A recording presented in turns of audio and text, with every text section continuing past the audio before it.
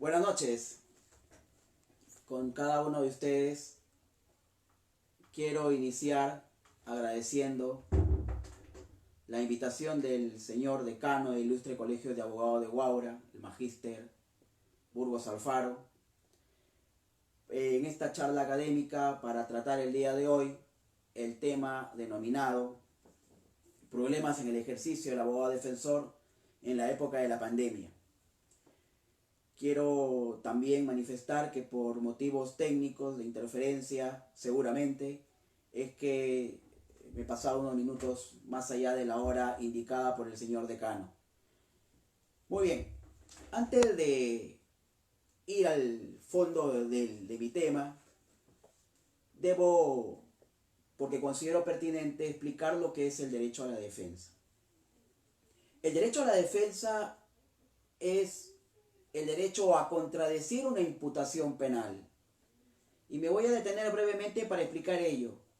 Cuando una persona tiene que enfrentar una imputación penal, requiere siempre del auxilio de otra persona que tenga conocimientos técnicos o especializados, que viene a ser el abogado.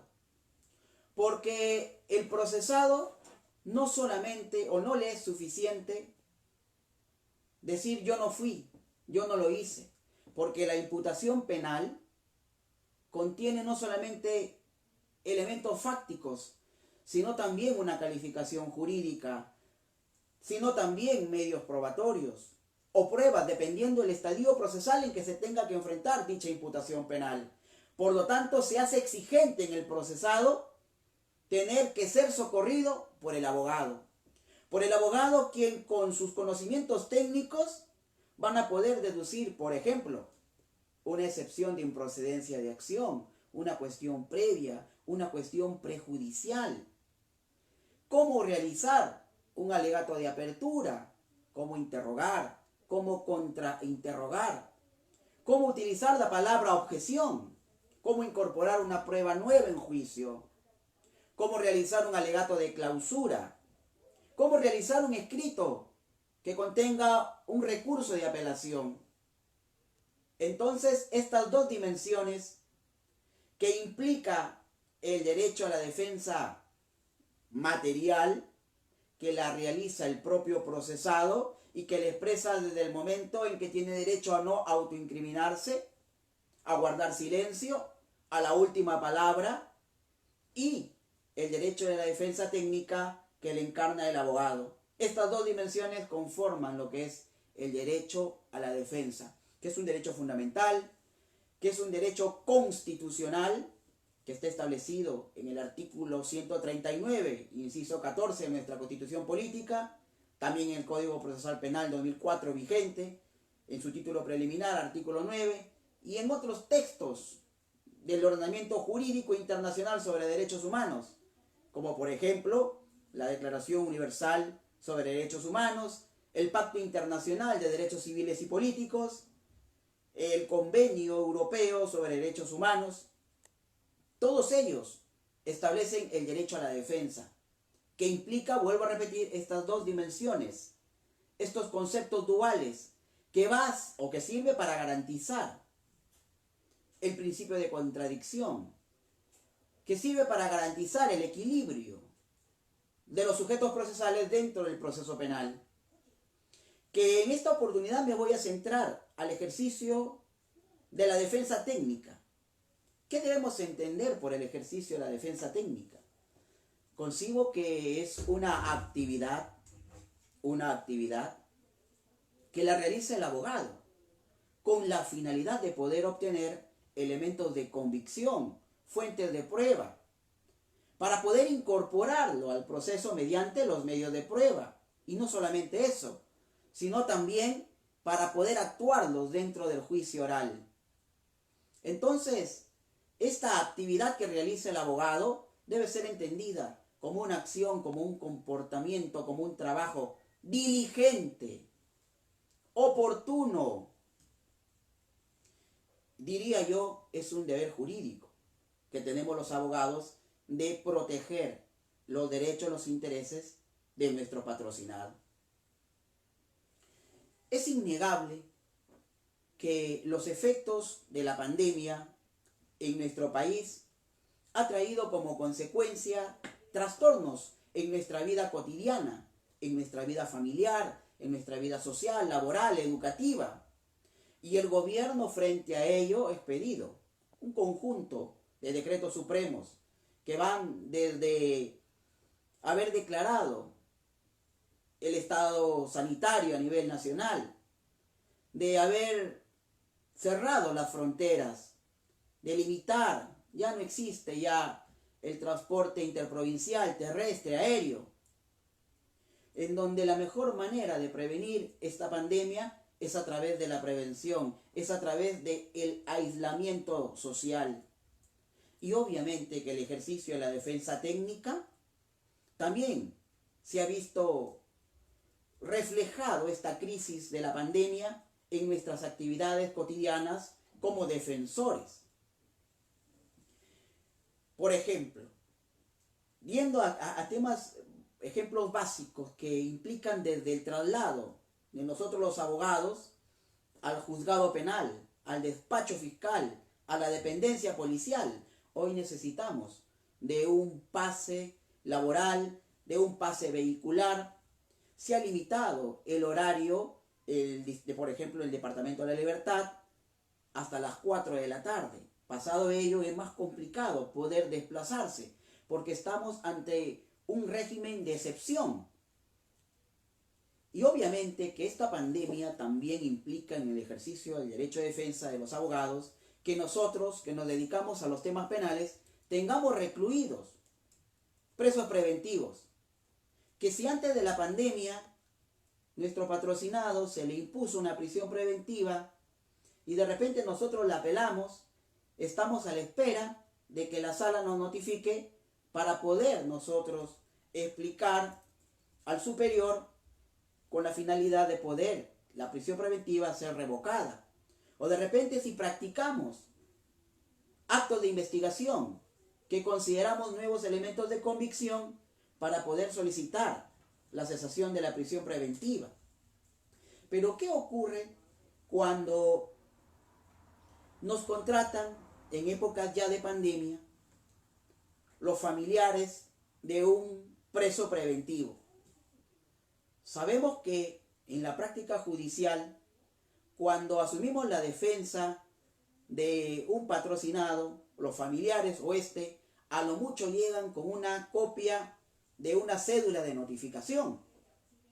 En el mejor de los casos, con un falso expediente.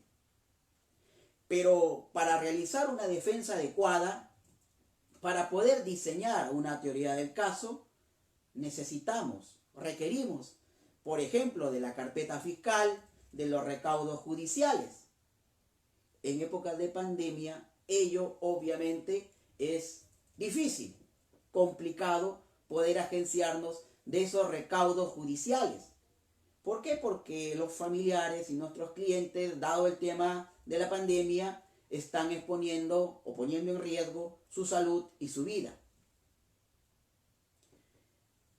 En esta época, lo que solemos hacer los abogados, de acuerdo a las noticias o a las estadísticas judiciales, es que se está utilizando los habeas corpus, que me voy a explayar un poquito respecto a ello. El habeas corpus es una garantía constitucional que va a velar no solamente por el derecho a la libertad, cuando ésta se ve amenazada o vulnerada, sino también otros derechos conexos, como por ejemplo el derecho a la salud. Y entonces hay clases de habeas corpus y nosotros, por ejemplo, podemos plantear el habeas corpus correctivo porque nuestro patrocinado, que se encuentra en la cárcel, tiene los síntomas o ya se ha visto afectado con el COVID-19. Hacemos nuestro escrito y lo presentamos al juzgado penal de emergencia, que donde, hoy en día hay correos electrónicos a los cuales nosotros lo presentamos y hay que esperar obtener una respuesta.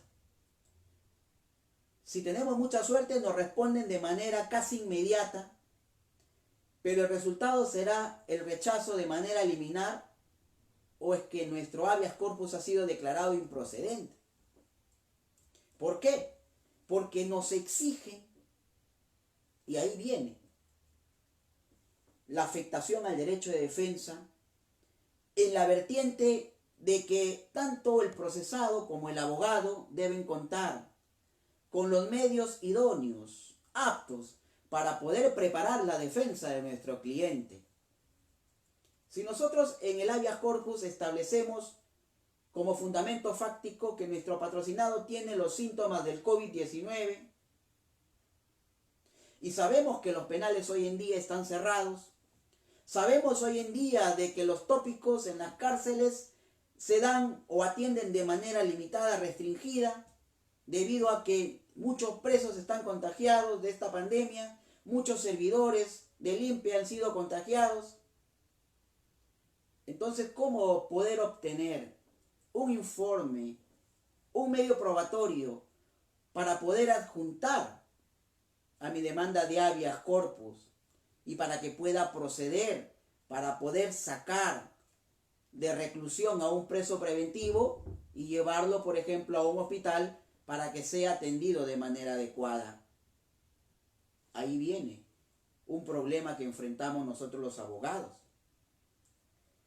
Porque no basta si es que mi patrocinado, antes de que se decretara este estado de emergencia, ya venía sufriendo alguna dolencia y de repente por ahí los familiares guardaron alguna receta médica o la compra de un medicamento. No será suficiente. No será suficiente. Obviamente que el juzgador, para amparar dicha garantía constitucional, me va a exigir de un documento realizado de repente por una junta médica de dicho centro penitenciario. Entonces, ¿qué nos queda a nosotros los abogados? Obviamente que nos vemos afectados en relación a poder realizar un habeas corpus correctivo. Y no solamente sucede con los habeas corpus correctivos, que hasta donde yo he podido analizar y revisar, la mayoría, por no decir todos, son rechazados liminarmente bajo el argumento de que hay que agotar la vía administrativa del INPE, o son declarados improcedentes bajo el criterio de que tenemos que fundamentar, probar nuestra pretensión con algún medio de prueba pertinente, y se deja de lado el tema de la pandemia, la dificultad que tenemos nosotros los abogados para poder agenciarnos de esos documentos que, si bien es cierto, son pertinentes, pero que hoy en día resulta materialmente imposible, difícil de poder obtenerlos. Otro problema que tenemos es en relación a la cesación de la prisión preventiva. La cesación de la prisión preventiva, establecida en el artículo 283, numeral 3 del Código Procesal Penal, que establece que se podrá presentar cuando surjan nuevos elementos de convicción que desvanecieron los motivos que sirvieron para su imposición. Y acá se discute mucho si la pandemia o los efectos de la pandemia más el hacinamiento de las cárceles implican un nuevo elemento de convicción. Por ejemplo, la resolución, en el caso de Susana Villarán, la Sala Penal ha establecido que no es un elemento de convicción. No es un elemento de convicción. Yo considero que sí, pero que hay que analizar caso por caso. Porque ¿qué es lo que se da en la práctica judicial? Vemos la edad del interno. Si un interno tiene 45 años de edad, es descartado. Los delitos.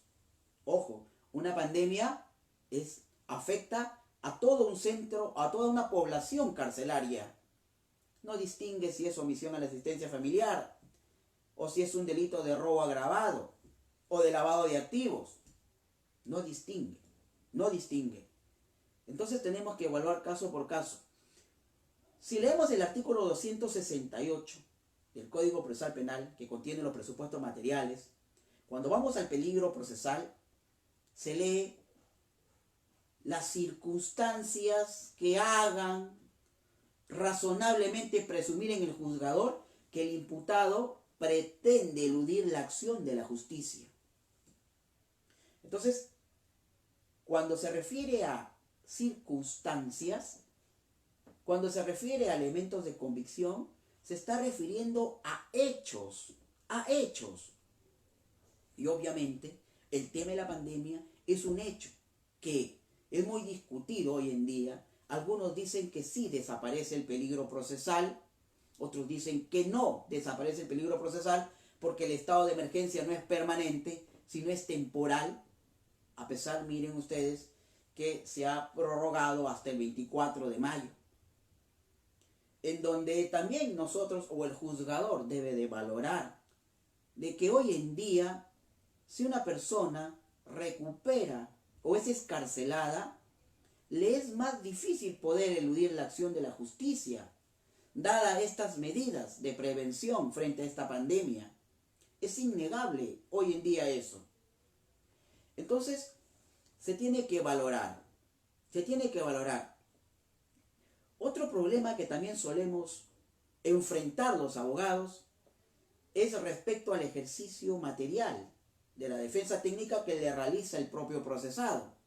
Cuando, por ejemplo, tenemos una audiencia de cesación de prisión preventiva, y es más, existen resoluciones administrativas del Poder Judicial en donde exhortan a los jueces penales para que puedan determinar en qué casos resulta necesaria la presencia del procesado.